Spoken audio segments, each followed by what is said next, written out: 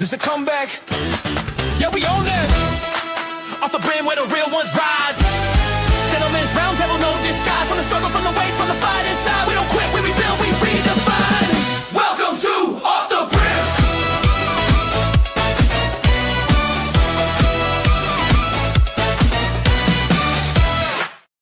Facebook has pictures from Disney. All right, gentlemen.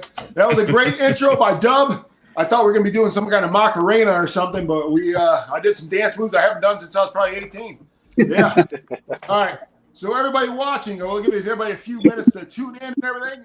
Go ahead and do some introductions. Myself, I'm Reviews of Moose. Everybody knows my story, how I started the YouTube and doing weight loss. And I'm wearing the Foreman by Peaky hat today. Nice. And now we're going to go to Roundtable. Josh, let's go ahead and hear about you, bud. Yep, I'm Josh Drouard. I created the Walkabout Nation Facebook page due to my going for a walk to lose weight. I've lost about 130 pounds. There's always more to the story, which we'll get into later. And I'm wearing the Boston Scally 10th anniversary with the Dixon 5th Avenue and the official Walkabout Nation sweatshirt. Nice. Hey, what's going on? My name is Brandon at Dub's Hat Hub. I'm on a weight loss journey myself. I've had some ups, I've had some downs. Sometimes it seems more like downs, but I'm still hanging in there trying to do my thing. I'm wearing the Shelby Co cap tonight from Funky Brims. It's a Hell's collab, and I'm just glad to be here, and I'm excited to hear everybody's stories. Hey, I'm Patrick, otherwise known as the Southern Scally Capper here on YouTube. I have had actually a weight loss journey of my own, and then also even a bigger aspect of my life. I was born a congenital heart patient, so I have actually had 2 open heart surgeries. And tonight I am wearing the Happy Gilmore by the Boston Scally Company. Yeah.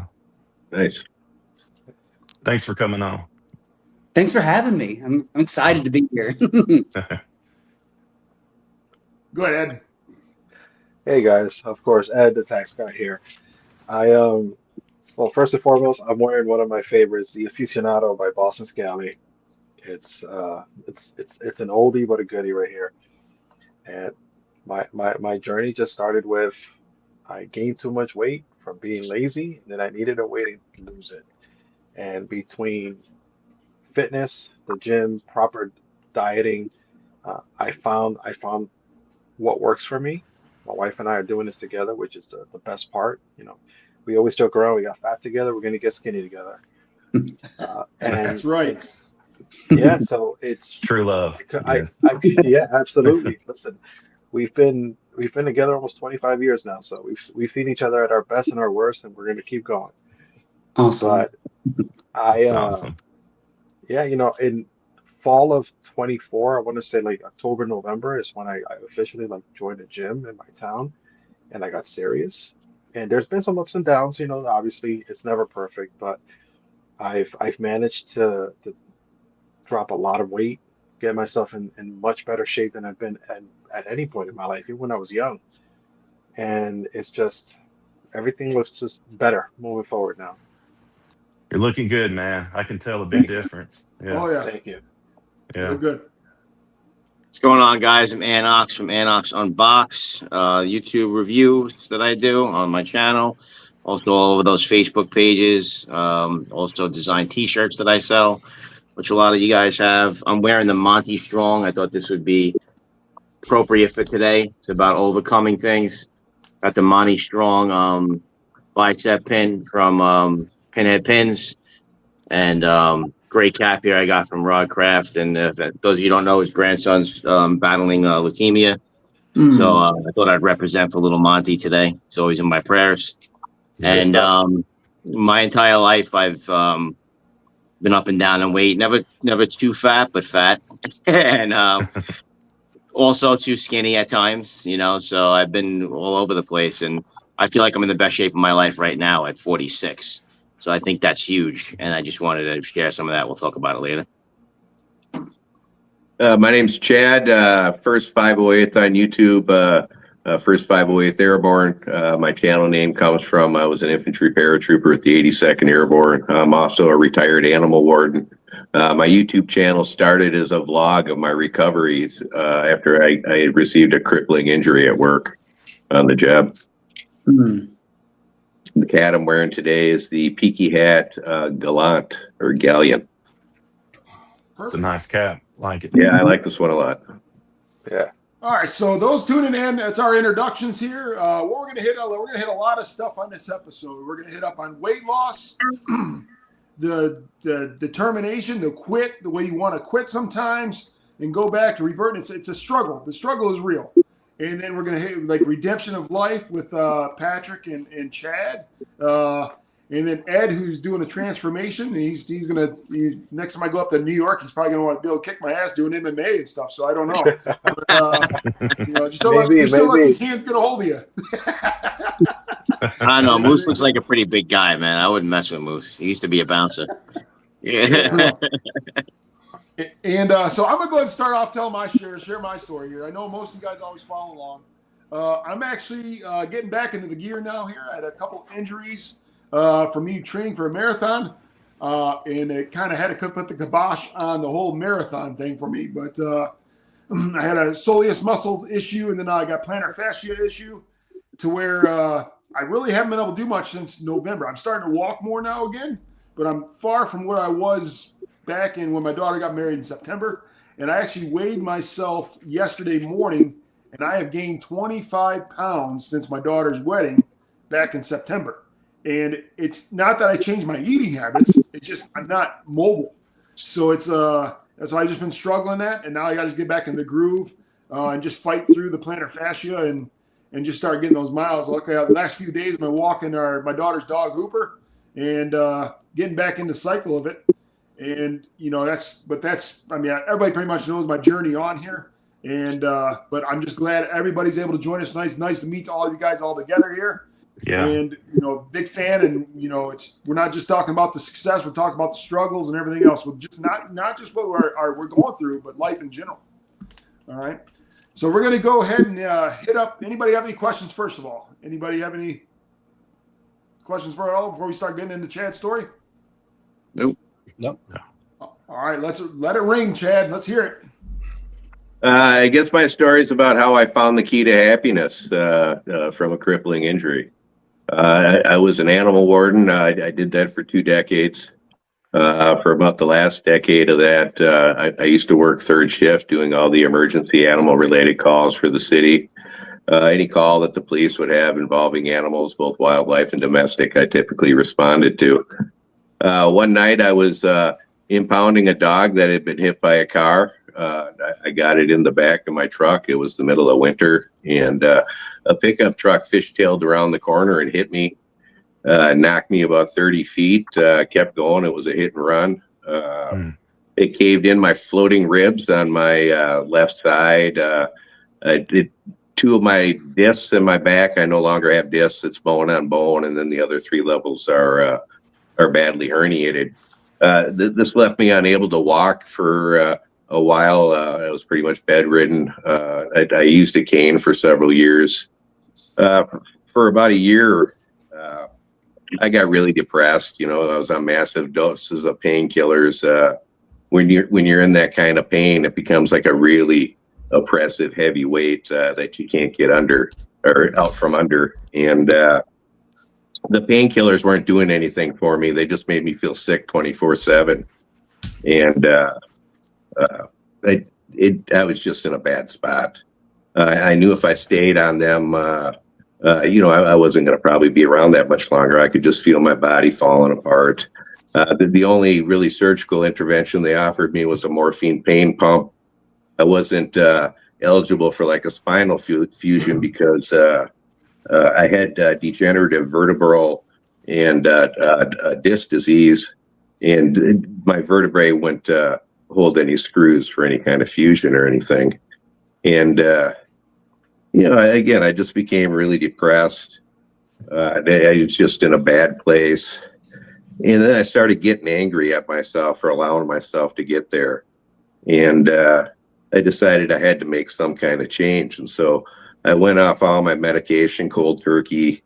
I got like incredibly ill for about 3-4 weeks. And then I just started forcing myself to walk every day. First it was around the block, then it was a couple of blocks, half mile, a mile.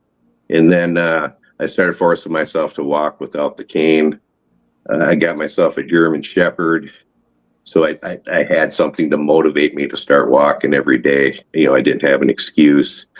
And I made sure it was a dog with a long coat because I live in Minnesota, and I was going to do this no matter what the weather was. And the main thing that I really started working on was to change my mindset, and to stop dwelling on what I had lost, and start dwelling on the little accomplishments I was making. I was able to walk this much farther this day, or once I started doing calisthenics again, I was able to do this many more push-ups or pull-ups. And I found by concentrating on those little achievements and not focusing on what I lost. Again, I've always been a really athletic person my whole life. I've played sports my whole life, worked out my whole life, martial arts my whole life. Instead of concentrating on what I lost, I was focusing on what I was achieving. I also found that trying to cultivate a cup half full attitude in everything that was happening in my life. You can always find something positive in the negative. And by doing that and retraining my mind to do that, I found more positive things started happening to me. Was that just because I was looking for the positive in them, or was it because that kind of energy was attracting more things to me? I don't know, but either way, it worked for me. I started using positive affirmations every day. I would tell myself every day, it's a beautiful day. Or I would also say over and over again every day, you're healing and getting stronger. So many times, in our heads, we fill our heads with negative self-talk, and we're sometimes our biggest critic. And I think your head should be a safe place. And it's okay to criticize yourself, but it's not something that you should continually do and dwell on. And again, using some positive affirmations like that, again, in the exercise and that, I just found that my life changed for the better. That I was able to focus on the things that were important to me. Now when I'm able to go out and walk with my dogs, I always say it's a beautiful day because that was taken away from me at one time, and I appreciate it no matter what the weather is now. And that's one thing, if I was going to tell anybody to take away from my injury, in that the most important lesson I could pass on is, again, just to cultivate a cup half full mentality about everything in your life. Be grateful for what you have. Grateful for those around you. I look at life now like a game. Each birthday is a new level. I'm about to hit level 59 here this May. Sometimes when you're playing a game and you're getting good, life kicks up the difficulty level. Are you going to rage quit, or are you going to keep playing and master it at the more difficult level?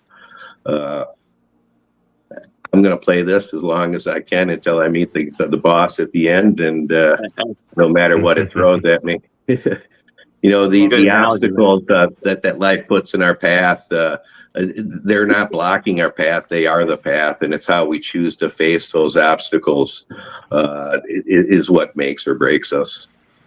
That's about all I have to say. It's a great analogy, man. Yeah, man. Thanks. Yeah. Chad, that was Love probably that. our first conversation where we got that deep, and I love it. It's he's like, you finally get to really know you, and so the question I have for you, I mean, at one point of our lives, we kind of hit that rock bottom moment, to like either continue going to the death route or doing what Chad did. And now, Chad, with that being said, what was the turning point to where I know you said you got off cold turkey, quit all the medicines, but what made you get to that point? Was it family? Was it, what made you make that decision that was more important? That there was a bigger job for you to do? Yeah, I just, so much of myself was wrapped up into what I felt important in life, and that had just been stripped from me. And I was feeling sorry for myself, and there was a point where I just got angry for myself for being so weak. You know, I mean, I couldn't believe I had gotten to that point where I was just constantly dwelling on that kind of stuff, and I needed to snap out of it. That's awesome. It's a great story, Chad. I mean, I know we shared bits and pieces of that together in private chat, but to actually hear the whole recovery process, and you know, we're just glad that you're still here with us because you know you're definitely an asset, and you know, motivate others as well. And I think that goes with everybody here that's on the show tonight. But any of you guys have any other questions for Chad and his story? I have a question. Oh, go ahead. Yeah. Chad, I actually have two questions. There's one, how old were you when you were injured? And do you have any external support like family or children or anybody that can help you or that did help you? Or you did I raised 5 kids. My wife was a tremendous help through all this, stuck by me through the whole thing. 100%. She helped me through the whole thing. And I was about 45 when it happened to me. Yeah, right in the throes of midlife. Yeah. Pardon my cat. Mark. I love animals, so I don't mind. Yeah, he's a good boy. So the time period from when you were down to like using a cane, your recovery, like what did that involve to get you back on your feet? Like were there certain exercises, things like that, things you had to build up slow, like just what I would recommend, walking, anything. Yeah, what I would recommend for anybody who's getting back into fitness is to always take it slow. You don't want to take it too fast and then end up getting injured or too sore to continue doing it. I started out with just walking daily, and then after I got better at that, then I started incorporating body weight calisthenics again, push-ups, pull-ups, dips. Again, I come from a background of working out, so I was still able to do some of that stuff, even in the condition I was in. But I just recommend anything you do to just start out slow and do it gradually and just set little goals that you can achieve. And again, don't criticize yourself too hard. I mean, you're in it for the long haul, it's not do everything at once. It's okay if you have little setbacks, 2 steps forward, 1 step back. And you said you were on a cane for 2 to 3 years. Yeah. If you see some of my first videos on YouTube, I'm limping in the videos pretty bad. My cane's at the car, but yeah, So Chad, from the time you were injured till the time you decided I'm ditching the cane, ditching the meds, how long a time period was that for you? Well, from the time I got injured till the time I started getting sick of everything, I was feeling sorry for myself for probably a little over a year. And then I started walking with the cane and that, and then gradually started trying to carry the cane through the walk instead of use it, and then leaving it at home, and the human spirit is something else. I'm glad you persevered and were able to overcome that. Mm-hmm. Yeah, my mom always told me I was stubborn and was never going to get me anywhere as a kid. I wish she was alive to see that that wasn't the case.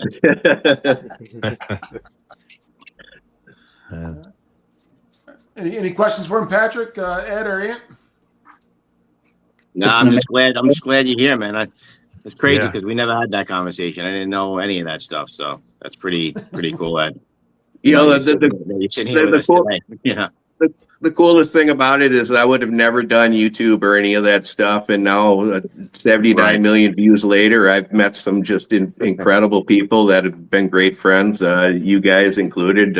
It's been something I would have never ventured into. That's really been fun. Yeah, it's crazy how you could look at the bad things and then trace them to something good, you know? Yeah. Well, I often find looking back in hindsight at the bad things that happened to me that they were just making room for something better to come into my life. Right. But when we're going through them, you don't realize that until after you've gone through it. And sometimes it's important to keep that in mind. When something bad's happening in your life, maybe this is making room for something better. My first wife left me when I was in the Army with a 4-month-old baby to take care of myself, and that's why I ended up getting out of the Army.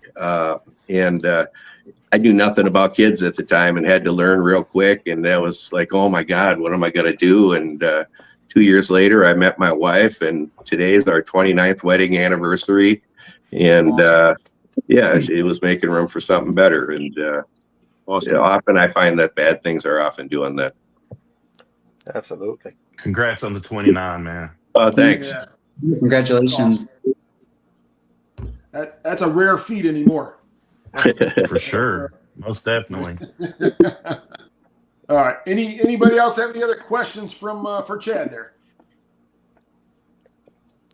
Nope. No questions from me, man. Just kudos to you, man. Kudos on the recovery and just finding a new leash on life, man. That's amazing. Yeah. I mean, that's what I've done in life. That's peanuts to what you just now shared your story with. But I wouldn't wish it on anybody. It was hard. All right, so we're going to get into Ant's story here now. Ant, let's go ahead and hear it, bud. I gotta follow that. I can't follow that, man. No, but I'm just that's unbelievable to hear. I'm glad I met Chad, and he's here with us, doing this. My story is a more recent thing, but I can go all the way back to when I was a kid. Now, I wasn't gonna get this deep until Chad just put that out there. Now I'm gonna just put stuff out there. So when I was always a chubby kid, and people made fun of me for being chubby, and that always drove me nuts. So when I was about 15, I crash dieted. I just starved myself. So I was borderline anorexic when I was 15, no joke. So I was probably 107 pounds, something like that. I got down to a real ridiculous looking weight. When I look back at pictures now, I don't even want to look at them from that age. So that kind of was a phase that I got through, and then just naturally put weight back on. Still kind of light in college though. So then I was the skinny kid in college. You're too skinny, because you want to be then bulked up, right, by that age. And now it's too skinny. Now I'm getting made fun of for being skinny, So I've been through all that. So then I just naturally filled out, and I got into a lot of drinking, and I was the president of a fraternity, but a lot of drugs around, and the drinking and the drugs. And Moose, you were talking about that moment in life where you're like, shit, I got to make a change. That came pretty early for me, in my early 20s. I remember sitting on the balcony of the fraternity suite, probably, just after doing acid or something like that the day before and all that stuff. I was just sitting there where the fuck am I going in my life? What am I doing? And right after that, I met my wife. And that kind of is the moment where I had to change, be a better person for her, because I didn't want to lose her. So then that's how basically my work ethic started to form, and I started to develop slowly into the person I am today. And it took fatherhood and all that stuff. And then in my 30s, I got out of shape because it was all about the kids. And when it was all about the kids, you stop thinking about yourself, And I mean, the clothes that I have now and the swag and all that. I bought clothes probably twice a year. No, I got clothes twice a year. Christmas, when my mother-in-law bought me something or my mom bought me something. And then I was just out of shape, not paying attention to myself at all. Now in hindsight, I look back and I think, you have to be the best version of yourself for your family, for your wife, for your kids. So you really got to put your health first and to be the person you need to be for them. And that's something I realized in my 40s. And I was talking on one of those fireside chats, and I know it touched home for some of you guys, how I said, it's not a midlife crisis. This is a midlife awakening. You're waking up and realizing that people try to put that crisis negative part to it, and I hate that. Yeah. And so in my early 40s, when I joined these groups, that's when Aunt Ox was kind of born. That's when I grew the beard out. That's when I started wearing the caps and the Boston Scallies and dressing better in a better financial position. And then I was like, well, I got nice clothes now. I want to look good in them. So then I started hitting the gym. And then once you start seeing that, you hate it at first. But once you start seeing those results, those first results where you put the clothes on in the mirror and you're like, holy shit, I look a lot better than I used to look. Well, that first picture where you're like, I don't look like a fat fuck in that picture. You know, that's when you get addicted, you know, to the pain that you're going to go through every day, and you won't go without it. And you got to get over that hump to where you want that pain in the gym every day. And I'm in there and I'm trying to get that last rep in. I'll think of my wife's face, my kids' faces, and how I want to be here for them. I'll think of somebody like Monty and what he's going through. Get that last rep in. You know what I'm saying? Something that angers you, something that pisses you off, you know, and then you realize I spent 1 hour, but the other 23 hours are so much better after you do that 1 hour. And once you realize how much better the rest of the time is, that's when you're going to put the work in and get over the hump. So that's where I'm at now on a daily. And like I was talking with Ed last week, we met at the bar. We did a little sidetrack. We did meet at the bar, but he was cheating a little bit. But you know, we had that discussion about how you don't even think about drinking beer anymore. Like it just, because when you get your workout and you want your protein shake, there's no room for beer. You know, so that just becomes the whole lifestyle then. There's not a pork chop in every bottle. What? You know, so but again, it's important to have those little detours, you know, and those little cheat moments and stuff like that to kind of get you through. But that's all I got to say. I want to give the floor to these other gentlemen here who we invited on here. Yeah, I'll tell you what, Anthony. What doesn't kill you makes you stronger. Exactly. Yeah. And, I know we've shared stories about my come to Jesus moment. You know, as far as like I stopped drinking before I even turned 21, and but I'll hit on that topic a little bit later. But you know, it's great to hear like yourself to where it's family. It's family over everything. You know, it's once you have that child, and I hit the same thing. You become complacent with your life because you're living with your child, and you're basically. I'm not saying you live your life through your child, but you want to make sure your child is number one priority, and you end up putting yourself in a back burner. So and you don't realize it till it's out of control. Yeah. And you said you were in your 30s when you realized that, and that's exactly the way I feel as well. I mean, it's just you put everybody else first beside yourself, and then when it gets to the point where you start having either health issues or something like that, and then you realize, okay, I got to take care of myself as well. You know, I love my family to death, but you know, I got to if I don't take care of myself, I won't be here for such and such when you guys get older.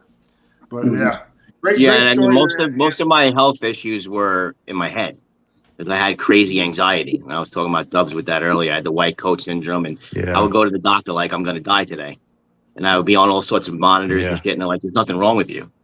You know, so I had a lot of mental shit going on there too, you know. So there's a lot of stuff that's scary in life, man. But, you know, like Chad was saying before, man, you got to look at the bad things, and they lead to good things quite often, you know. And when you go to the hospital with anxiety problems, the first thing they automatically think is that you're on drugs or something, man. It's they're like, so have you been drinking? Having that anxiety makes it even harder to go to the doctor. It's so hard, you know.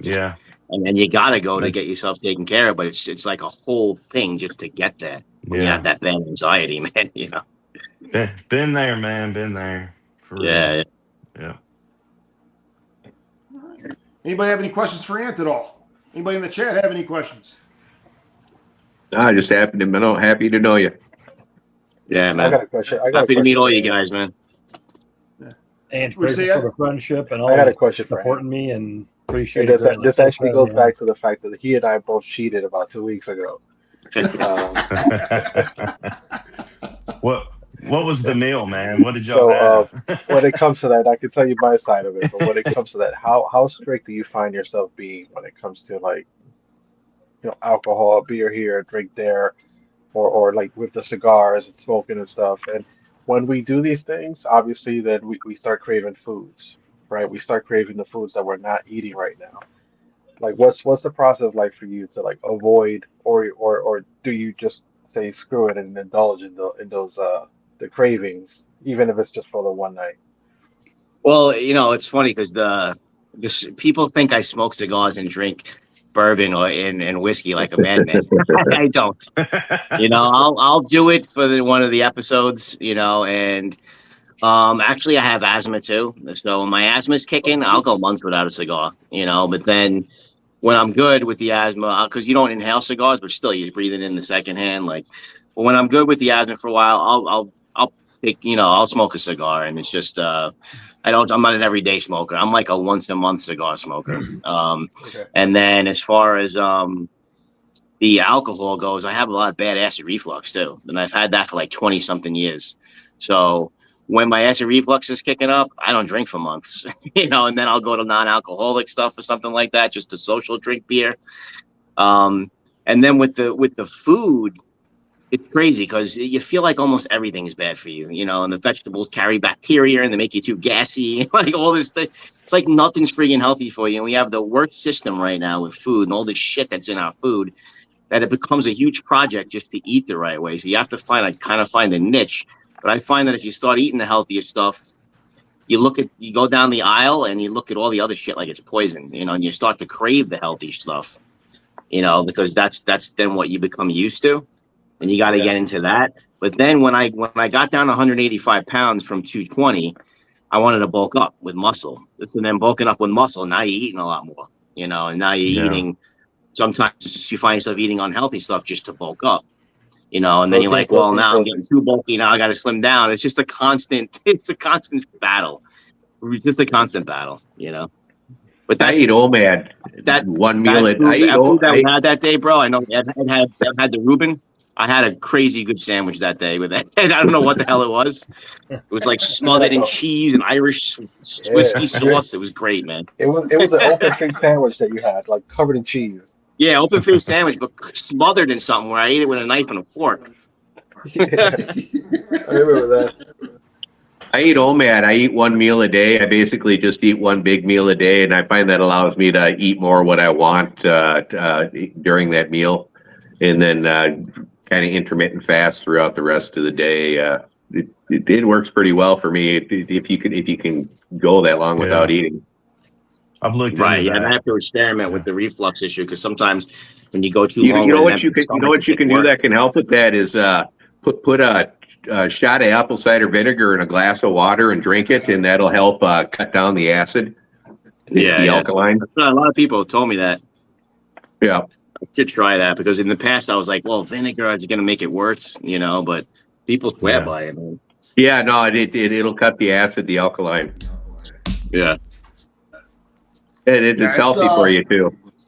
Yeah. Oh yeah. I've never had any acid reflux. When I hear people use talk it to about shrink I don't know what it is.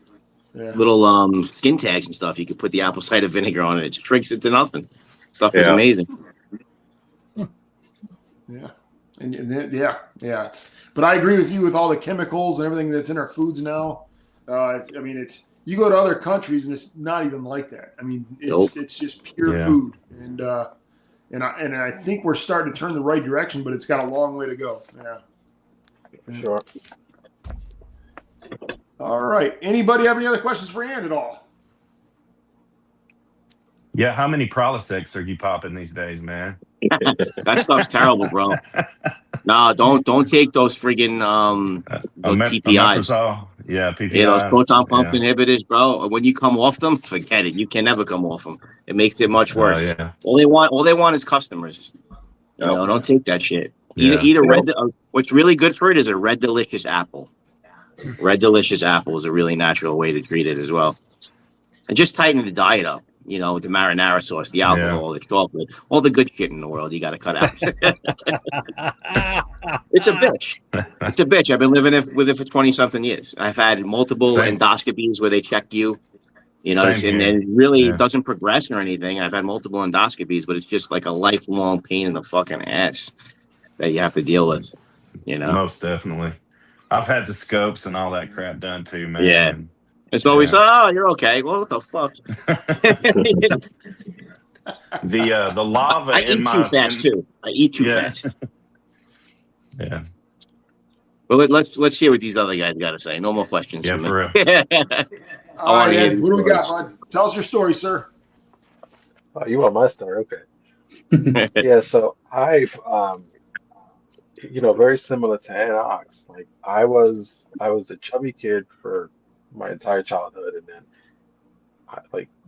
towards the end of high school, I just drastically started dropping weight.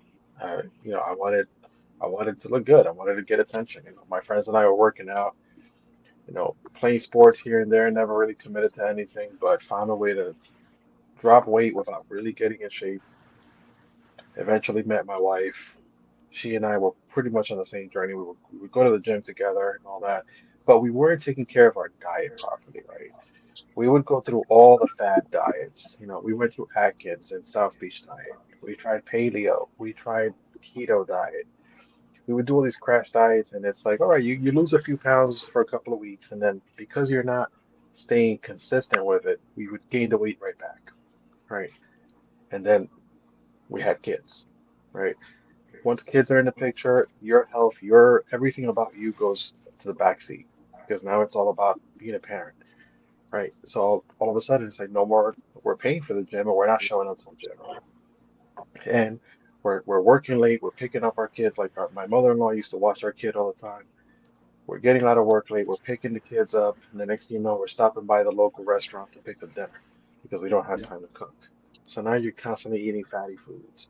So over the course of our marriage, we're just putting on weight, putting on weight. Then we're finding crash diets, trying to lose it. And it wasn't, I found myself 2018.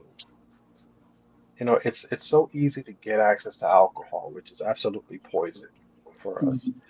And in 2018, I found myself just constantly drinking. We were always, oh, have a glass of wine for dinner. Next thing you know, two bottles are gone. And you're going out every social event, there's some or reason to drink. And I found myself feeling physically ill every time I would have alcohol.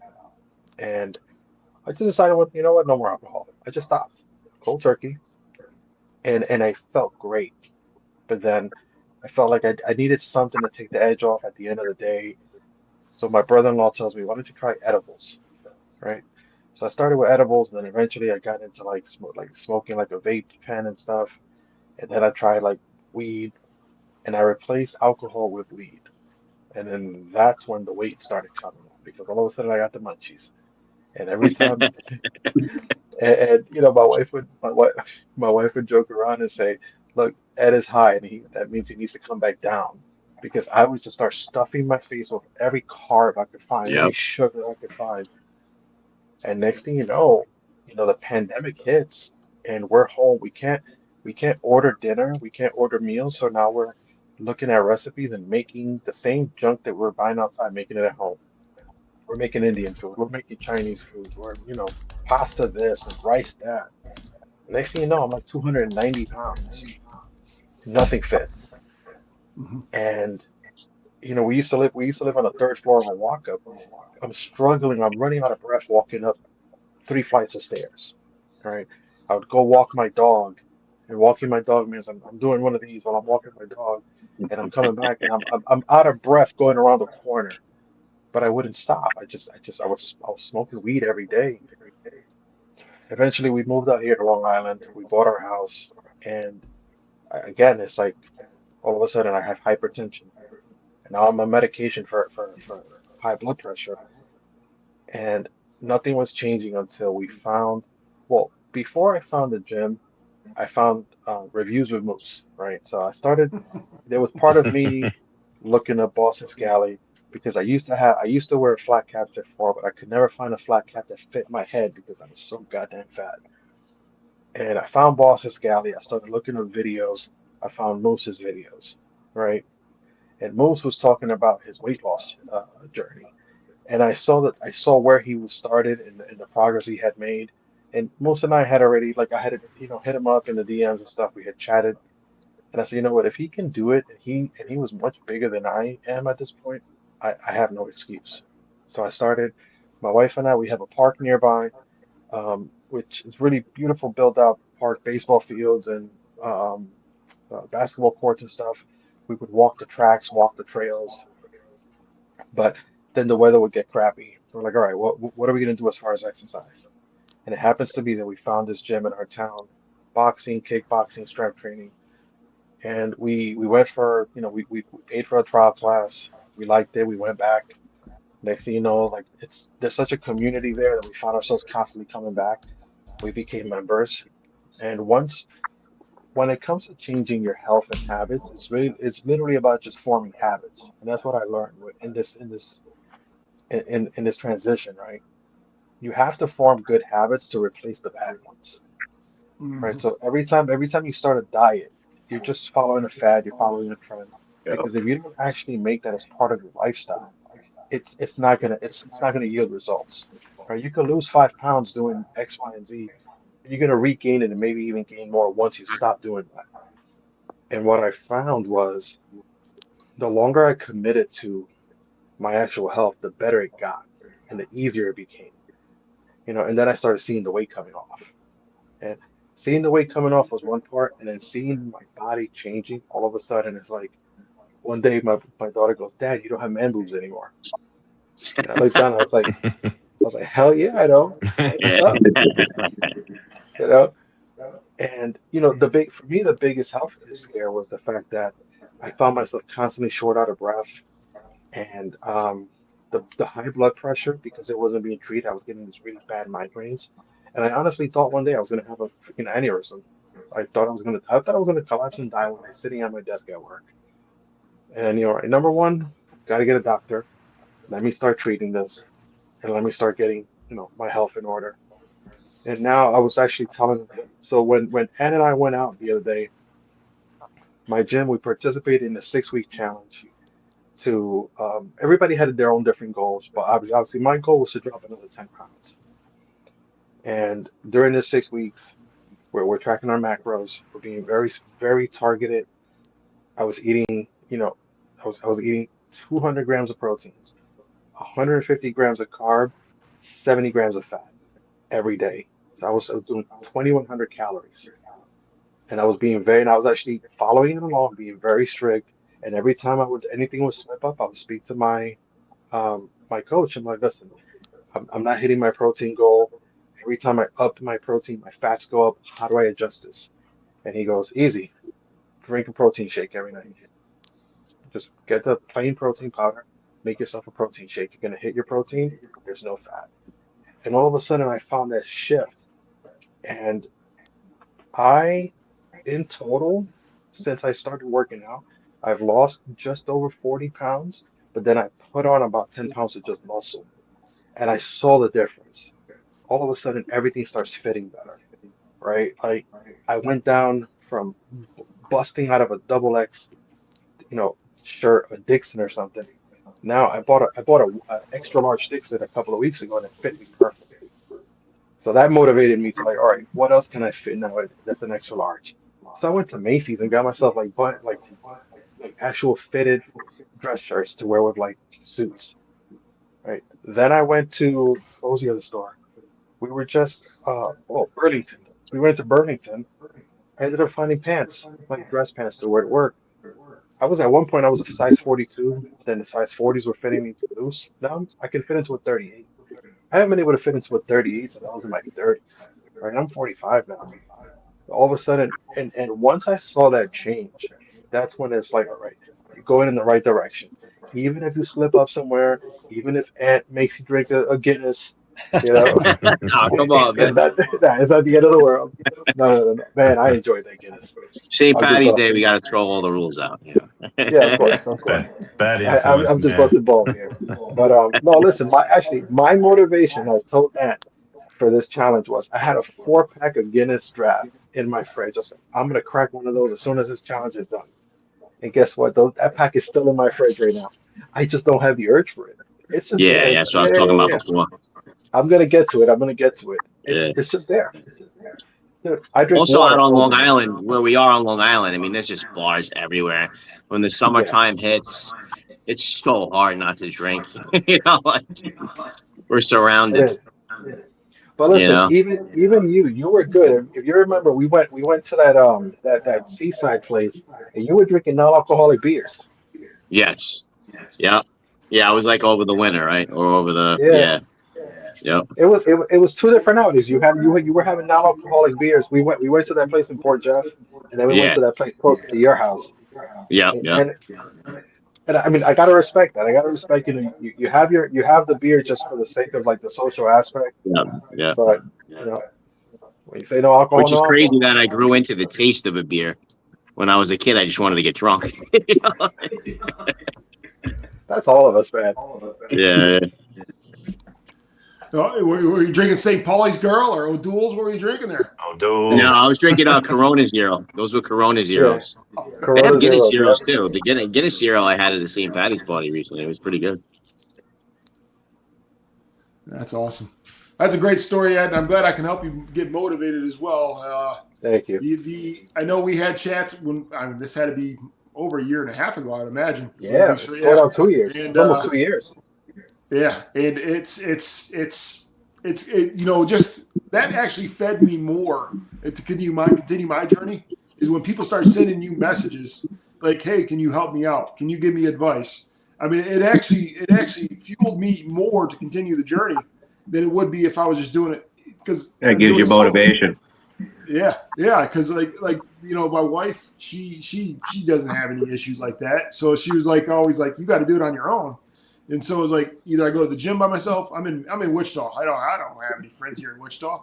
So it's like I just do it yourself. I'd walk on the thing, and I got friends with deer, and deer were all my videos. And then next thing you know, after that, it just ended up being people reaching out to me. I think the deer helped, and it just that actually added more motivation because there's times where you just feel like, oh, I'm done with this. I don't want to do it no more. But then you got people like Ed reach out to you, and it just okay, let's keep it going. And Ed, I'm just curious, is it what do we got here in your background here? I see a Purple Rain sign here. What's yeah. Oh, so actually this I have a few CDs and records framed. I don't know if you can see it clearly, but so that right there is the 2015 Paisley Park remastered edition of Purple Rain. I found it at a record shop in New York City, and it still has the plastic wrap on it. I bought it and framed it because I have 2 other copies of Purple Rain as well as the rest of Prince's catalog. But that album right there, once I saw that one in that condition, I said I need that for my wall. Let's take another glance at that. Let me see what kind of memories I see on this wall here. He's got a bunch of 90s hip hop shit up there. I see Snoop Dogg. I see Nas. Biggie. Is that Cypress Hill? Jay-Z? Cypress Hill. You got You got Raekwon the chef up there. yeah.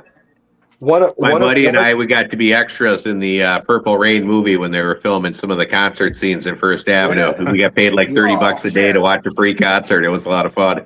That's right. I thought you were saying you were in the scene with Apollonia getting out of the lake. No. We were just crowd extras. Yeah. Chad was cleansing himself in the waters of Lake Minnetonka. Yeah, he was the underwater film guy. Yeah. But actually I have more records and CDs. So what I did was like my favorite 90s like hip hop R&B CDs. Like I took out the sleeves, album cover work, and I just framed them. Because now obviously we stream everything. We don't play CDs anymore. Yeah. But I still have a bunch of records in which I passed on to my daughter. My daughter actually has a Victrola record player upstairs, and she has like crates of records and stuff. So yeah, besides that, obviously you'll have all of my free collectibles over there in my books. But yeah, I created this is my office / dressing room / man cave, right? So I have all of my little knickknacks to keep myself busy in here, especially during tax season when I need a distraction. All right. Anybody else have any questions for Ed at all? No, just keep going, man. Keep doing it. Yeah, you got it, bro. I'm proud of you. I really am. I mean, Thank you, man. Thank you. I remember when I first got you hooked on a Dixon Cypress Hill flannel. And Yeah. now that you hear about that being too big now, that's awesome to hear. Yeah. I know. Actually, I started selling off all of my XX Dixon shirts because they're huge on me, and I feel like somebody can make use of them. So I've gotten rid of like half of them already. Oh wow. And I still have a few more that I'm gonna put on like one of those like Dixon Facebook groups to sell it off. I know, man. I tried to give you a Just free hat. You restock couldn't it, even buy take new it. ones, new size in an extra large now. Now that I can fit in an extra large. Good, Dub. Is it my turn now? I couldn't hear. No. Dub, I'm sorry. I was asking you. You're saying something about the Ed, about your. Oh, I was just saying that I offered him a free hat, man, and he lost so much weight he couldn't even use it. So yeah, that's awesome. Yeah, it's funny that it does that. I used to be like an XL, and then I went down to an extra large or a regular large, and then but you know, it's you would never think that when you lose weight, your actual head gets smaller, but it does. Yeah, and that's another issue, right? Like all of my Boston Scally caps are double X, and they're all huge on me now, right? Yeah, I never realized that until this whole hat game. Yeah, I never knew it I either. put majority of my hats through the shrinking process just to get them to fit comfortably. This But what makes I've me done is sad the because most recent hats that I purchased, like outside of Boston Scally, I get it my exact size, which is a 61 centimeter, and they all fit perfect. And you know, I roll the dice now. When I buy a Boston Scally hat, I order it in extra large, and they've been fitting in extra large. Mm-hmm. We better get to the other guys, or we're going to run out of time. Yeah. And you know, I do have some questions in the chat, but I pinned those questions, guys. Whoever's in the chat, and we'll ask those at the end. But let's go ahead and get to the Southern Scally. Let's hear your story. Yeah, so I thought it was pretty interesting that Chad was kind of comparing his journey to a video game a little bit. That was awesome. Yeah. I'd say if I did that, likened my life to a video game, then I'm starting level 1 at half a life bar. I was actually born with a condition called tricuspid atresia, and essentially what that means is I was born without a right heart valve. So by the time I was 2 years old, and this was back in 1987, I had to be flown out to the Mayo Clinic in Rochester, Minnesota. Yep, their chat is maybe close by. And so I was there, and I had open heart surgery for the first time. It was called the Fontan procedure, where they essentially put in an artificial heart valve. And that lasted for a long time. I did pretty good with it. The biggest thing growing up, and of course, it was the only life I knew. So my endurance was always really low. I got tired real easily. I couldn't do sports and things like that. So it made life a little bit more difficult in that aspect. Not that I ever wanted to do too many sports anyways. So I was actually okay with that growing up. But then about 15 years ago, when I had to have my second open heart surgery, and that's essentially the Fontan division. And that is, of course, the one that I remember. And that hit me really hard. It was a really tough surgery. My body was counter-reacting to the Lortab they were giving me, so I had to recover in ICU on Tramadol and Tylenol. And after having your chest cut open, I can tell you that doesn't feel good. It does nothing for the pain. I bet. It was a rough recovery. I couldn't even walk without assistance, and I was trying to walk thinking, I'm never going to be able to walk again.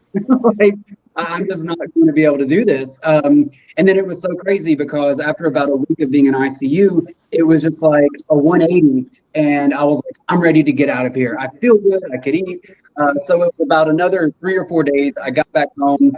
And of course, the recovery continued on and on. It's actually still going on. But, you know, speaking to what all of y'all were saying, before that, I didn't have any psychological, mental things going on. Man, after that surgery, the anxiety came in. It got really tough, and which of course just it can make your chest tight, so you think you're having a heart attack. And being a heart patient, I'm like, at this point I can't go in every time I have a chest pain. Now I would live in the hospital, right? I mean, things. And so I got to the point I was just like, this is my life, and I'm going to have to deal with this. And what's funny, not funny, but it is what it is statistically, I am in the last year of my life for Fontan patients. I will actually be 41 Sunday. So if I make it there, I've beat it. But it's, you think about that. And when I do consider all that, and, because now that surgery has been so long ago, as Fontan Fontan patients get older and older, of course, the problems just keep coming and coming. They don't stop, they get worse just because that's really all they can do medically. Surgery-wise, I'm done. I just have to take care of myself.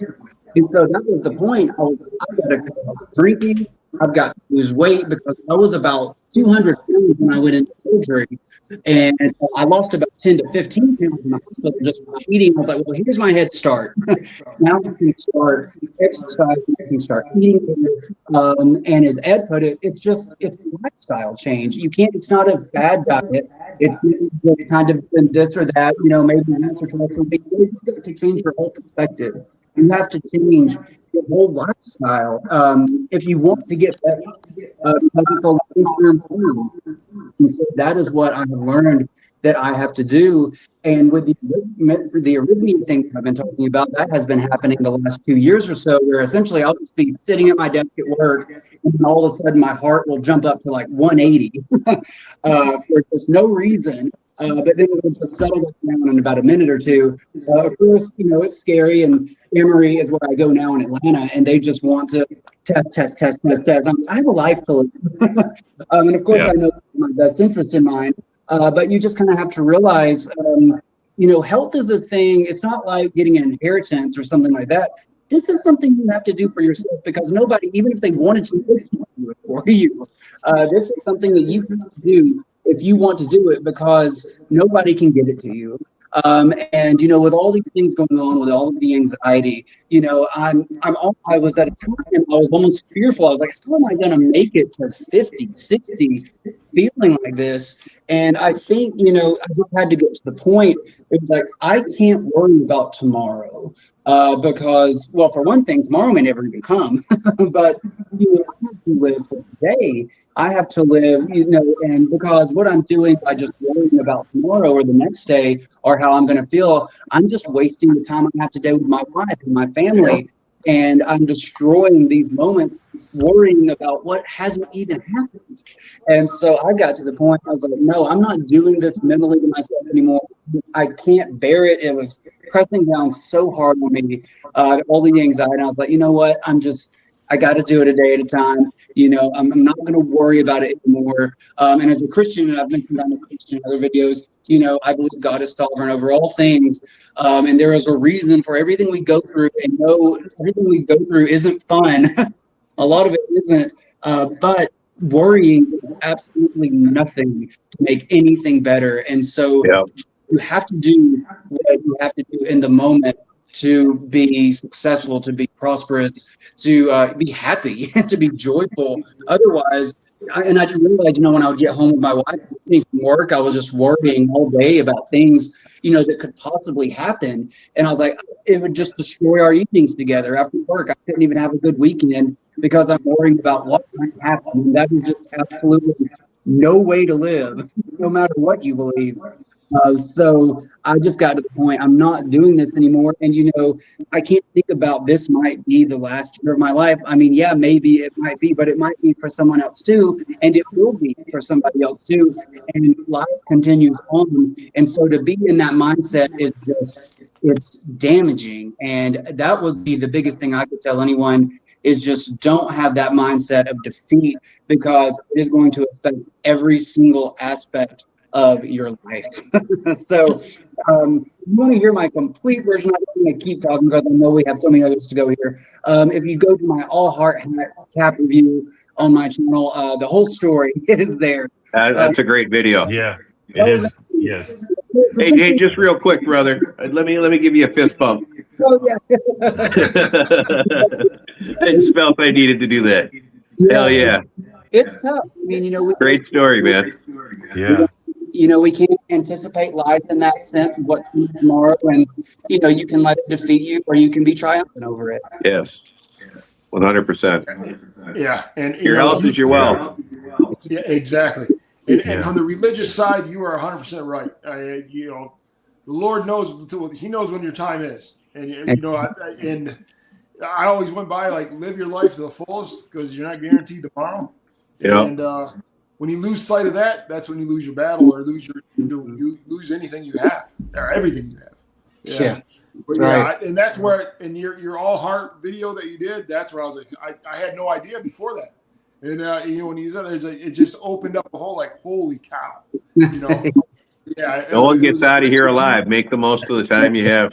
Yeah. That's that the right, biggest man. thing I learned from my thing. And your Yeah. story is pretty similar. And as you see these comments, even during this video, people are going through things, and most of us are not immune to that. Most of us don't get to 90 and made it without any sort of complications. So it's probably going to happen. Maybe not to the degree that it's happened to me, but we're going to go through hard times in life. There's always somebody dealing with more than you. Yep. Absolutely. Yeah. Well, we appreciate you sharing. Anybody have any questions for Patrick at all? Oh man, that's motivation. No, that's a great story. That's the. I highly recommend you check out that video of his, that all heart video too. It's a very good Check video. that out. I haven't seen it. I second Definitely. that. Yeah. All right. Well, thank you, Patrick, for sharing that story. That's an awesome story. I'm glad you were able to share that with everybody that's watching here now. And so now we're going to go we're kind of like all three of us together, Dubs, myself, and Josh. But we're going to go let Josh go ahead and explain his whole walkabout and go ahead and tell your little story that you got going on there, Josh. Yeah, so I was always the heavy kid in school, always wearing the husky jeans at Sears. Yep. Nobody wanted you on your team when you were playing elementary school sports. Didn't really have a lot of positive self-esteem at all. So always just was chunky, but I put a smile on my face, and people like nice fat guys. So I enjoyed my high school time. And then when I graduated, I had to decide what I was going to do. And I was working at the hometown grocery store, so I stayed there for a little bit, and that ended up closing. So I was already on the fire department in my town, so I spent almost 40 years on there and worked full-time as a paramedic. So my whole life somewhere I was taking care of people, which also negates you taking care of yourself. Fast forward, you get married, have a couple kids, still not helping. And of course, if anybody remembers about public safety jobs that didn't pay for crap, so I was working 2-3 jobs. And then lo and behold, in 2016, I had a little health scare that started the whole mess for me. I had a mass in my neck. And of course, I know from being a firefighter that could be cancerous. I was really worried about it, got right into the doctor, got the thing biopsied, not cancer. This was some kind of benign tumor. And I ended up staying overnight at the hospital when I got taken out. And they, of course, said, hey, guess what? You're diabetic today in this hospital stay. It didn't really come as a surprise to me because my mom was diet controlled and her dad was insulin dependent, and he was a bilateral below the knee amputee on insulin himself. So not surprised. Okay, diabetic. So I go to endocrinologist, and my A1C was like 14. That's a problem. And we're going to give you this cool thing called an insulin pump. And that was in 2017. I weighed 323 pounds. And of course, if anybody's not familiar with how this little insulin pump works, it takes all your carbs and turns them into fat. So I gained 80 pounds over 6-7 years. So when I retired in in June of 24, when I look at pictures from Facebook and the timeline, I just couldn't believe myself.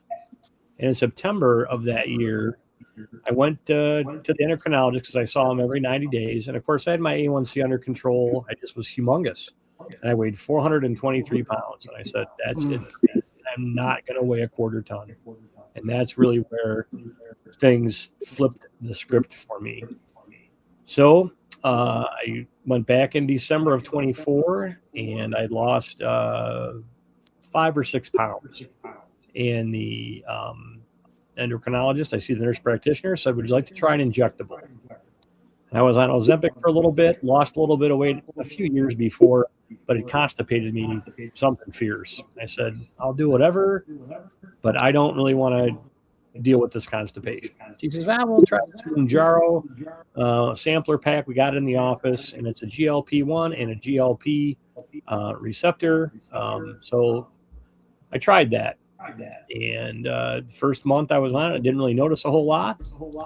And in January, I was having some medium side effects with the stuff. And then I went to 5 milligrams and had more side effects. So I was spending usually 24 and 72 hours in the potty. And I giving my injections on a Thursday. So it was a miserable situation for me. Sometimes I'd get it really bad, sometimes not. So in about March, I went to 7.5 milligrams, and obviously it was wintertime out. So I knew I had to incorporate some exercise. I can't just be living on a better diet, this injectable. I need to do something. So about, 3 or 4 miles from us, there's a nature preserve. And Michelle, my significant other, and I, we walked this the previous October, and I couldn't even do a half a mile walk. I was out of breath going back to the car. I had to lean on somebody's pickup truck. And I said, I think I'm going to go try to walk this nature trail again to incorporate my exercise. And there's benches around this thing, and there's 2 almost half-mile long walking paths. So I picked one, got about, I don't know how far, had to sit at the bench. Then got up, went for a walk around, and there's a pond here. Around the pond, had to sit at the bench. And, man, it was tough. And I got to Walkabout number 4, somewhere around 4 or 5, and I was making a little video at the time. And I thought, does anybody really give a shit about a fat guy going for a walk in a nature park? And I don't know what happened there for everybody, but I started getting inundated with text message, Facebook messages, people posting to the thing. You've inspired me. I used to walk. I need to walk. I can't believe you're airing this for everybody to see. This is pretty personal. And it just exploded from there. So I started walking a half a mile, and then gradually I can walk by that first bench and say, eat shit, first bench. I don't need to stop here today. Thank you for your service. Then you could get to the second bench and sit. Okay. So finally, ultimately, you go for a walk and don't need to sit at a bench, right? So that just keeps spurring you on. I also never played the scale game. I only weighed myself when I went to endocrinologist because I didn't want to say, well, I lost 3 pounds today, I can have a Twinkie. No crap, I gained 2 more pounds. I better not eat for a week. So in June of 25, I went to the endocrinologist, and I'd lost enough weight, and my blood glucose was so fantastic, I got off my insulin plan. Nice. And I was absolutely astounded by that because I thought I'd be on this thing for the rest of my life. And that's really when the weight started to fly off me. So I then went to a basal, which is your long-acting insulin. And in October of 25, I asked the endocrinologist. I've been kind of having paramedic background. I've kind of been monkeying with my Lantus, which is my basal. And I noticed that sometimes if I cut this back a little bit, my side effects lessen, and my numbers are good on my CG, on my continuous glucose monitor. So how about if I see if I can just scale myself back off this basal and see what happens? He said, you can do that. And if you feel like you can't get control, just keep your basal where it is.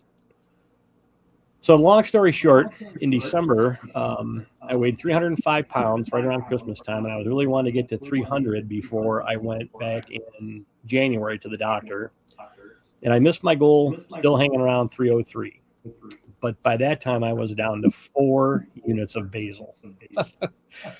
So when I went to the doctor, she said, if you just have 1 big glass of water, you're going to flush that basal right out of your system.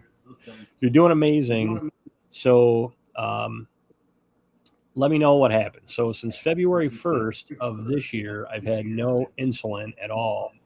Just 7.5 milligrams of Mounjaro once a week. My total overall weight loss, 130 pounds. Hey, congrats. That's awesome. Yeah, that's awesome, dude. That's awesome. Give him a fist bump too. Yeah. Yeah. I'm in it. So, you know, I hung around this 300, 305, and the last 6 weeks I was really struggling. Why can't I get over this hump? Right? I didn't set this unsurmountable goal to get to 300. I was 5 pounds away at Christmas, and now I just can't seem to kick it. But I haven't done anything different. I've been working out at the rec center this last winter and through the springtime here because I can't walk obviously in the winter. So I'm on a treadmill or a recumbent elliptical. And lo and behold, I had to go to the doctor for a follow-up, my PCP last week, and hopped on the scale, and I was at 297 with my clothes on. So I'm probably around 295. Nice. So Congrats. how did we get to the Walkabout Nation? So another firefighter paramedic friend of mine, he had a good health scare. He had the old double bypass and is getting ready to get pensioned off on disability from that. And he reached out and we started doing a walk once a week. And we said we should, as we approached Walkabout 100, we said we should probably do something to give back to the community because I still, from that point on, I had outpouring of support from Anox, Nick Nefarious, my whole community. People, so we did a community walk on August 23rd. We had about 40 walkers. We walked a half a mile, had trail mix and water, and it was really just a nice community event. And now we're gearing up for 250, which should be happening here sometime, hopefully in warmer weather. But we're going to try to do another community event. So the other great thing about this that Ed had mentioned is you can't be going to shop off the rack and no more DXL, no more king size. Man, when I got to go get jeans, a couple of pullovers, there's nothing better than just shopping at the store versus having to go get this from somewhere else. So I ended up creating a Walkabout Nation Facebook page. I also post the videos to my personal page, and I get people that follow one but not the other, and that's okay. And still to this day, I'm just able to inspire others. I had a couple of guest walkabout people that from my town or in my area here, and it really helps keep me in check to do better for myself. And it also is reassuring to know that people want to know how you're doing, and they just appreciate your transparency and your ability to share your journey with everybody else. So that's really my short synopsis of this story. And I do need to thank just a couple people here. One of them is my fiance, Michelle. I need to thank Paul Perry. He's another cloud motivator who's been a fantastic co-worker and mentor for me. Bill Crosser, who's my little walkabout partner on Sundays. And everybody that's given me a boost here, especially now that I'm below 300. It really spurs you on to keep going. And I don't know for the rest of you who are on this journey, I got asked more often than not now is where are you going to stop? What's your end game? I really don't know because I haven't been this skinny in decades, right? I couldn't tell you the last time I weighed less than 300 pounds, but it's been 20 years. I can guarantee you that. So that's a great story because not only that did you have success, but you've motivated so many others. Yeah, it's just crazy. I never would have believed you could have this much impact going forward. Yeah. So, and Josh, you want to go ahead and give a shout out and tell everybody who's watching like your information about Walkabout and where they can find it? Yeah, sure. So it's the Walkabout Nation on Facebook. I post my walkabout videos there. Obviously, you can hit me up on a friend request. My name is my name on Facebook. I do cap reviews. I always did a photograph cap review, but then Anox kind of spurred me on when we did the unboxing for the massacre to do some video cap reviews, and people seem to like it. So I'm in there, but I'm happy to share with anybody. I have no secrets. It's just hard work, determination, and the perseverance is what gets the results. Never giving up. Even when you don't want to go to the rec center that day or the gym. And the other thing that's helped me a lot is I got a smartwatch from my brother, and that really helps me keep me on my goals and your steps and your calories, and it's been a blessing in disguise. Yeah, and Jimmy Guerrero put a comment in here. This is I read true, that. obviously true. Yeah. It's amazing a cap could bring us all together like this. You know, Straight away. Yeah. That's the Yes. key to the whole thing for sure. He is Yeah. so right. Yep. Yeah, it's amazing. It is And I think definitely- everybody here reviews caps. Yeah. So. It's funny. I've been making all kinds of other videos on YouTube, but it was watching Moose's cap reviews that got me going. I started talking to him and said, God, I've got these caps too. Maybe I'll start doing a few reviews. And he encouraged me. And the rest For me, is it was history. Ed. For me, it was Ed dropping his little reviews. He got me going. Yeah. And I was doing mine on Facebook. Yeah, Started with Moose. so did I. That's how I started too. And then somebody said Yeah. you should get a YouTube channel, so then I started doing that. Yeah, Moose was the first review I watched, and I found Skydog reviews. He was doing them pretty Skydog, regularly, Yeah. and it's He was just on an crazy episode. how- Yeah. Crazy how the Shout out to community. Tim. It really is a community, for sure. Yeah. All over a hat. Yeah, exactly. Well, it's kind of a cool Echo community is- too, because it brings a lot of different people together from different backgrounds that I think wouldn't normally be together. A lot of 100%. different personalities. Yeah. Do you guys hear an echo, or is I'm the only one who's hearing that echo? Somebody's got I think somebody has their computer on, so they're listening to it on their computer and their phone. Turn that computer down. Yeah, we're getting an echo. Okay, I'm not hearing anything on my end. Oh, okay. I hear the echo. I hear the echo as well. Somebody might have their computer on. Like I it's double reverberating. check mine. I'm muted on the computer, so.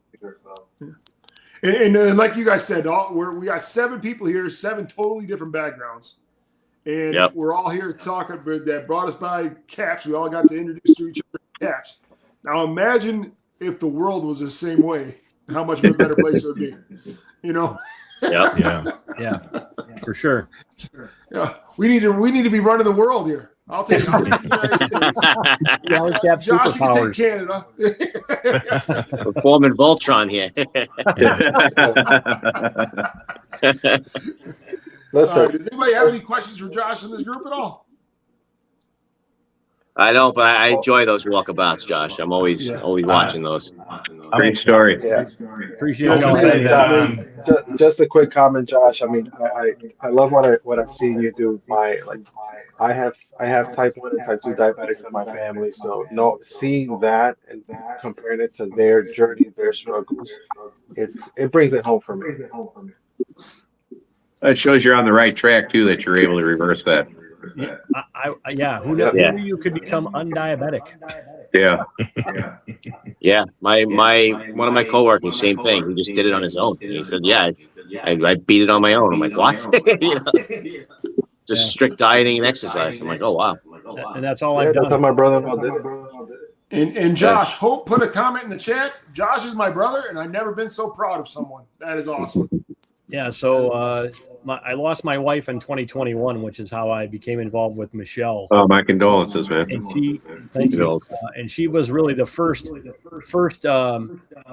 person to eat more chicken, ground turkey instead of ground beef. We'll make our own sloppy Joe seasoning versus buying it from the envelope. The other thing I didn't really touch on here is I did have a little health scare for myself that also helped spur this on. But in 2021, I had a TIA right after my wife Laura died. I spent about 6 months of pizza and beer, not really knowing I was not in a good headspace until I realized I was not in a good headspace. So that has also impacted me to again become healthier, because as Michelle and I progressed dating and engaged to get married, she said she might like me around for just a little bit longer, and I better try to take better care of myself. So, honey, I got the message and I accepted the assignment, and I couldn't do without you. Awesome. Somebody just said they watched the Gentleman's Roundtable while walking the treadmill. That's awesome. Treadmill. Yeah. That's cool. So yeah, All right, Dub. Let's hear it, bud. So yeah, at an hour, I'm going to keep this as short as I can. But there are things that Josh and Ant both said that I could actually copy and paste into my story as well. I have dealt with so many different things in many chapters of my life. I've dealt with anxiety and horrible panic attacks. And in that, I started to self-medicate with alcohol. And I began to drink a lot. I became an alcoholic. You know, my wife had dealt with a lot with that, and she unfortunately had to deal with a lot of things there. Had to make a lot of changes, and quit that. Ended up getting married to her, having kids, started doing the straight and narrow, I guess you could say. And but yeah, once I got married, man, my weight just started to increase more and more. The kids, you know, the married life, all that thing, all those things. And to where I am right now, I have a lot of medical problems. I have sleep apnea. I have liver issues from fatty liver. One of the biggest things that scared the crap out of me was that I lost my vision one day, got violently sick, and found out I had type 2 diabetes. And I had lost my sight for like 2 weeks, man. And like I said, scared the crap out of me. My sugar was like 350 or something, or 300 when I went in. My glucose was 10.9, I believe. And started making some changes.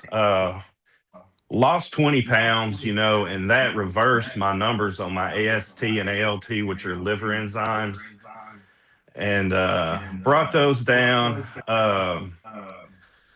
Let's see, what else, man? There's so many things, you know, like Ant was talking about with GERD. It affects it too, you know.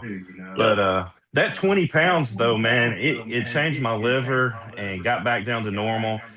As soon as I started kind of like focusing on my weight again, my sugar levels started to drop. Of course, they put me on metformin, and that helps as well. But everything that's wrong with me right now could be reversed if I just lost weight, probably 75 more pounds, you know. So the struggle is getting there, and you know, I make good choices and bad. I have good days and bad.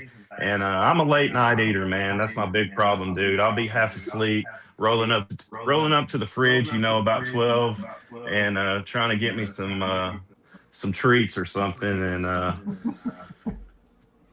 that's just the way it is. But I've tried to make better decisions there, you know, and it's a struggle. But I'm very active. I know I talk about Kevin James a lot, man, joking around, but I'm a big guy. I'm a big guy like him, and I'm actually very active. And but the problem is I don't make the right choices when it comes to food a lot of times, and I really have to plan. So, you know, if I'm not weighing my food and doing meal prepping and things like that, dude, it's going to go south real quick. So I got to stay on top of that. But, you know, I'm going to check out the Walkabout Nation here because I want to be a part of that as well. And maybe get some support from the rest of you guys, you know, moving forward. And it's great to have people like this in your life, you know, to be there for you. So appreciate all of you. And I just I'm a work in progress, I guess you could say, to make it short. So I'm always here for you, brother. Yeah, maybe this episode was for you. Text me anytime. If you launch on that journey. But let me tell you, man, losing your eyesight for a little bit, which I didn't lose it all the way, but I could not drive for like 2 weeks. Oh, wow. And I couldn't go to work or anything. And that scared me so bad, man, that I was just like the next day, you know, just like I'm ready to change everything.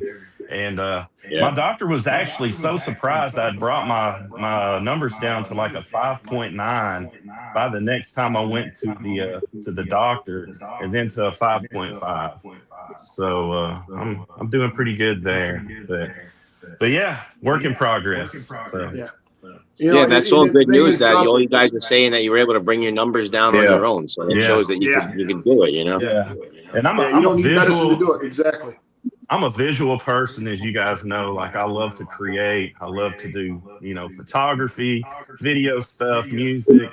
And when you think about losing your eyesight, man, that's bad news for somebody like me or anybody. But I haven't always been like this, you know. When I was in school, like high school, I've showed you guys pictures of myself. I was real skinny. I looked like a mixture between Eminem wannabe to a Backstreet Boy kind of, you know. So didn't really look like this. And you know, a lot of people that I went to school with, you know, they're kind of surprised by my look now, and they'll be like, "Oh, you've gained weight," and I'm like, "Yeah, you think so?" You know, like yeah, but Yeah, well, anyway, that's you about hit it. You hit the nail on the head. I mean, if it was that easy, everybody would be able to do it, and we'd never be in the situation we are. But the discipline that it takes, and you know, that's a whole goal in itself, is just the discipline, and just be able to say, okay, I know when we go to restaurants with my wife and daughter, I'm like, they look at me like, well, first of all, they'll look at like, can Dad even have anything here? And then, but it usually, I mean, everybody has a salad, so I'll just resort to eating a salad. But dude, and living, I know the Southern Scally Capper may have this problem as well, but living in the South doesn't help as well. You know, everything's like deep fried, sweet tea, everything, man. So it's kind of I'll go ahead and hit on that part. yeah. All the fried chicken, macaroni and cheese, and all that. Yeah. There you go, man. Yeah. All right, so I'll go ahead and share my story then. You know, I've always in high school I played football, basketball, baseball. I was busy year round. I was actually a lineman in football. Basketball, I made the team just so they kept me in shape for baseball, and my coach was pretty aware of that. I mean, I was like the guy in practice that I was a little bit bigger, so I was just the guy in practice, you know. But kept me in shape for baseball, and that's the only reason why I made the basketball team, is because I needed to play baseball. That coaches had that worked out. Only time I played was senior night, and let's say it worked. But that led me into doing more, and getting the food and beverage industry, and did that. Before that, I was bouncing at a club. And so that's where, you know, back in the day, I had a pretty bad temper, and so my outlet was bouncing. I mean, it really was. It was like, okay, I can't get in trouble for it, so I might as well go ahead and do it. You know, but that was my mindset. And then I met my wife in Myrtle Beach, South Carolina. This was when I did my bounces up in Detroit, and ended up meeting my wife.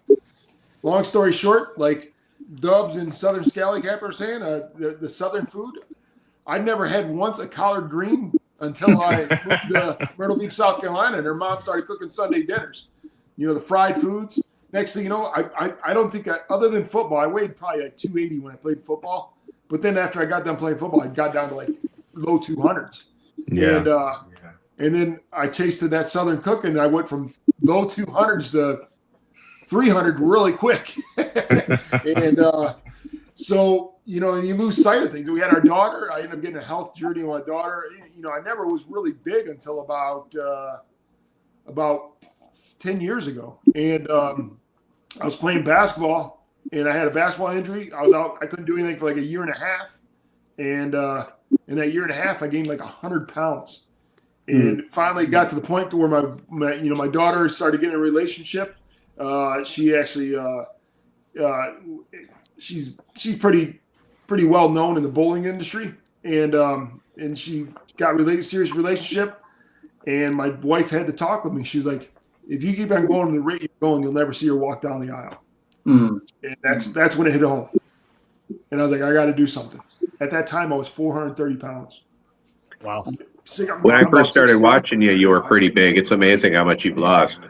It is, man. And I'm 6'4". I was 430 pounds, and I just started walking. A mile a day. Dude, on that, are you sure you're not 7 foot tall? Because when I saw you in Oklahoma, man, you made me look like a little fella, dude. Yeah, he said that you're 5'9". I said he ain't no 5'9". He's listed at 5'9". If he's 6'4", he's listed at 5'9". Yeah. And you know, and it was just a great time to start walking, and that's all I could really do because I was so heavy. And you know, and I changed my eating habits. I started eating clean foods, eating chicken, turkey, I couldn't eat fish because I had gout issues, and so I ate a bunch of vegetables. And Right. just continued to walk it. And That's what I'm saying. Sometimes the healthy food you can't eat for another reason, you know? Yeah. So I then just started walking and went from 1 mile a day to 2 miles a day. And I ended up getting my way up to 10 miles a day. It took me a little over 2 hours, 2 hours 15, 2 hours 30 minutes to do it daily of walking 10 miles. I ended up, but like Josh said, once you crack that 300, you're like, I mean, how far can I go down? And then I end up getting down to like 205, 210. And I have gained 25 pounds back, but I haven't changed my eating habits. Just I'm not walking. So now I'm starting to get back in that walking routine and getting back to where it was. But you know, the discipline and the determination, if I would have done it solo, I would never been able to do it. So like Dubs, like you were saying, when you're midnight eating or whatever it might be, or midnight eating, you know, it's always good to have somebody you can reach out to. And my phone's on me, and I do put you guys on mute quite a bit when I'm sleeping. But you know, I mean, I'm always there for anybody. A message, you know, I might not answer it that night, but I'll definitely respond because I know how much of a motivation factor it was for me getting messages and people in chat that I'm motivating them, like Ed said earlier on, and that ends up being your goal. It's no longer what you can do for yourself; it's what you can do for others. And and that's where it's at now. I got to get back on the journey. I tried doing the marathon thing. I wish I'd never stopped walking every day and did the marathon thing because marathon thing spurred up some injuries and it put me in the dilemma I'm in now. Luckily, it's only 25 pounds, not 50 pounds. But you know, I got a wedding to go to in June. And I know Chad really likes my pink suit, and I plan on wearing that in my pink with that wedding. And Pepto pink suit. Yeah, so that is where I'm at in life. And yeah, it's like I said, everybody we're a family. You really are a family, and you got to reach out to your family members for help. And there's no like there was a couple questions. I'm gonna get to these questions in chat here. I only got a couple of them that I pulled out, but and that's going to hit one of them. There's no way you succeed by being solo. You got to have a team. Yeah, you do. And that's not just going for weight loss or anything. That's going with life in general. You know, for anything. Somebody or some people got to be in your corner. Mm-hmm. Yeah. And you know, back in the day, I always used to hear people talk like it takes a village to raise. You know, village raises kids. And then, I mean, that's kind of a rarity anymore to where a village even, you know, it used to be like if you did something bad in your neighborhood, well, that person's going to tell your parents. And then now it's like it's not even it's if you do something bad in your neighborhood, they're like, all right, let's go get an ice cream. No. There's no discipline anymore. You know, so it's but yeah, I do appreciate everybody being on though for sure. I loved all the stories, and it looks like we had a donation by Sugar Daddy Jimmy.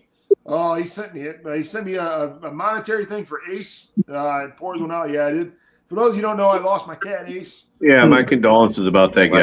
And, for sure, he was a staple in the channel, and he always he was always in the business for sure. But you know, it's I miss him, and luckily I had my daughter's pets these last couple of days and last week, and that's made that definitely a little bit easier to go by.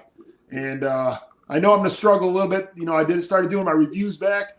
I'm doing them in our basement. I'm not doing them in this room just because this is actually the first time I've been in this room in over since Ace has left. But yeah, it's thank you, Jimmy C, for that. And I appreciate the thoughts and you know everything out there with Ace. I do appreciate it.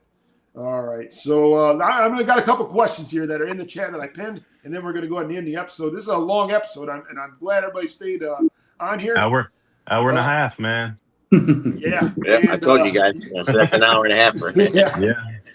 So, Chad, Chuck Flynn asked earlier on. My question is for Chad. Chad, did you have resentment against the guy that hit you, and how did you deal with that? Oh, good question. You know, I to be honest, I don't really even think about that at all. I don't know why I don't, but I don't really think about that at all. In hindsight, my injury, I think the experience of going through it and stuff, it has had a net positive for me, even though it's taken some stuff away from me and I'm dealing with chronic pain. It's really refocused my life and what's important to me. I just think I'm more fulfilled now. If that sounds strange. All right. And thanks for that question there, Chuck. And then now I got Mugshots AZ. He's like, I'm down close to 50 pounds since beginning September by counting calories. Still haven't gotten into the gym, even though I got a membership. Any tips on how crossing that doorway for the first time? Yeah, I'll pop in and answer that. I'll tell you how to do it. Yeah. Get up and just go. Yeah. That's it. Because listen, no shame, no worries about who's looking at you and what you look like. Oh, I'm the big guy, I'm the fat guy. Listen, we were all the fat guy walking into the gym. Absolutely, we were. And again, when it gets inclement, you got to do something to keep up the routine. Right? Once we're done with this, I'm going to go to bed. I'm going to wake up at 4 a.m. I'm going to be in the gym at 5. And then that's how my day starts.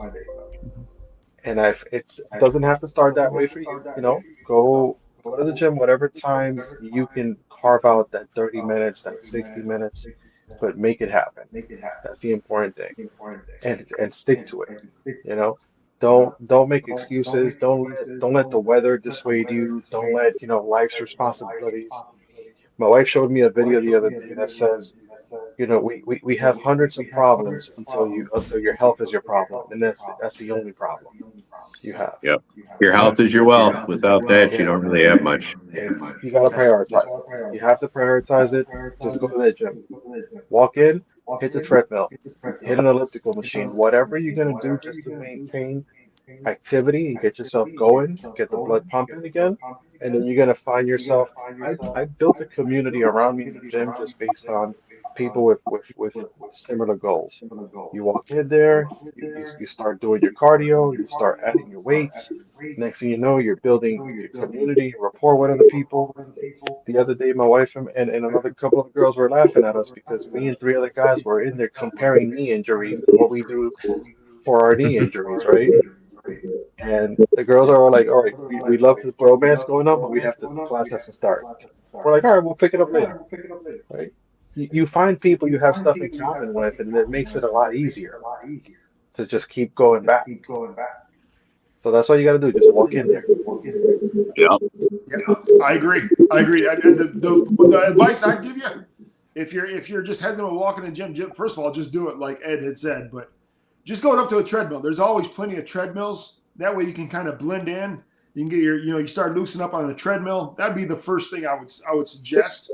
Is just get on that treadmill, and especially if you belong to the YMCA, just start walking that loop in the YMCA, and I guarantee somebody's going to approach you in the long run, and then you're going to form a relationship just like Caps did with all of us.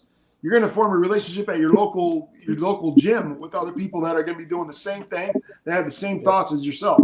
So, and I hope that I was able to answer that question. Just get in there and do it. You'll find it. You'll find it, buddy. I formed a relationship with the other old guys. And we make fun of the young people in there on their phones. Exactly. Yeah, exactly. There you go, man. There's also some good sights in the gym that get you out there. Some ladies walking around there, a little motivation. Yeah. Absolutely. You're going to end up on a Joey Swall video, man. Anybody in the group here have any other questions at all for anybody here? I just have a comment for Dub. I just want to thank everybody for sharing their stories. I've enjoyed listening to all of them. Dub, we're all just a work in progress. Yeah, this has been fun. Yeah. I really appreciate it. Just keep on the grind. And remember, Appreciate it, man. just go for a walk. It started with me for a walk, man. Yeah. And hit me up on the Facebook, and need anything, just let me know. So, Will do. Thank Thanks you guys a lot, for having man. me on tonight. It's interesting to see how many people have used walking to get back into condition. Myself, you, Moose. It works wonders. Yeah, I go for walks around the lake. Yeah, I can't wait for the weather to break a little bit. Start walking again, man. Yeah. That's another aspect of it, man. Winter time comes and you're kind of cooped up. The winter. Yeah. This was a cold winter too. Yep. The Northeast, at least. I know Chad was out there negative 40 degrees in his door. I go out in all weather. I just bundle up. Chad is an Arctic warrior, man. Well, like you said earlier, I'll appreciate any weather now. And I thought I immediately thought of the negative 40, video he put out. Every day is a beautiful day. Yeah. That's right. When you're above this side of the ground, that's right. Yeah. Yeah. All right. Anybody else have last things to say? Go round table here. Thanks for having me on. I had a good time. Nice to meet you all. Yeah, Yeah. nice meeting you all too. Yeah. Appreciate you fellas. Especially nice to meet Josh and Southern Scally Capper, Patrick. Yeah. And Yeah. Ed, You guys. again. Yep. Thanks for sharing your stories. Thanks a lot, guys. I appreciate it. We finally got to talk to some of you guys. Josh and the Southern Scally Capper. Really appreciate you guys' engagement with my stuff online too. And I don't know what's going on our next episode. I know Friday, April 3rd, we got Boosted Brims coming on. So I can't wait for that. He's doing some incredible stuff. And I think, if I'm not mistaken, Todd Soren's going to come back on at some point, Moose. Yeah, very soon. I'm waiting for him to give me the exact date. It looks like it'll be that Tuesday, next Tuesday, I believe. Okay, so there might be some kind of rad cap drop coming up, and then I've been talking to all sorts of people. Mulligan Gear, when he comes back from Ireland, might pop on, talk about his trip. So we got a lot of cool stuff coming. Yeah, we got a lot of cool. I know Chad's been reaching out to Scallywags and Sean and Walker from the Scallywag show. I think they're doing a collab episode with them, which is going to be pretty cool around when Sean drops his beard oil. So we got some cool stuff coming up. That episode won't be PG-13. I guarantee that. No, that's going to be a rated R episode. It will not be monetized. It's going to be rated R, so it's going to be some drinking, you know. Kind of the antithesis, but. All right, Chad, you got anything else to say, bud? No, just again, happy to hear all your stories. Thanks for sharing them. I agree, and we appreciate everybody for watching. The comments were great, and we'll definitely do some more shows like this in the future with more guests. I'm glad to see everybody did enjoy it. We were kind of reaching out of our comfort zone. I mean, really not a comfort zone, but just outside of our realm, I guess it would be. Yeah, we got to make this like a series because I think a lot of people have stories along these lines. And not just weight loss. It could be recovering from alcoholism. It could be recovering, drug addiction or anything like that. It could just be anything. And I think that we just make the world a better place when we bring people on here and share our stories. And Absolutely. But we do appreciate everybody tuning in. Again, thanks all of you guys for joining us tonight. It was great. Pleasure to meet you, Josh. Southern Scally Capper, go Patrick. Ed, of course, you always you're kind of like a normal with us now. You're like you're like, what's the guy's name from the Three Stooges? The fourth one. What was his name? Champ. He's the champ. Well, I said Steve Martin from SNL because he was never a regular cast member. He was always on. Yeah, right. Always just popping up. All right. Well, thanks again, everybody, for watching. Thanks again for joining us. And we'll see everybody next time. And we'll just keep your eyes open on the Gentleman's Roundtable Facebook page, and we'll keep you updated what's going on here with these live streams. All right, everybody. Have a great night. Have a good night, guys. You. Take care. See ya. Thank you, guys. Yep.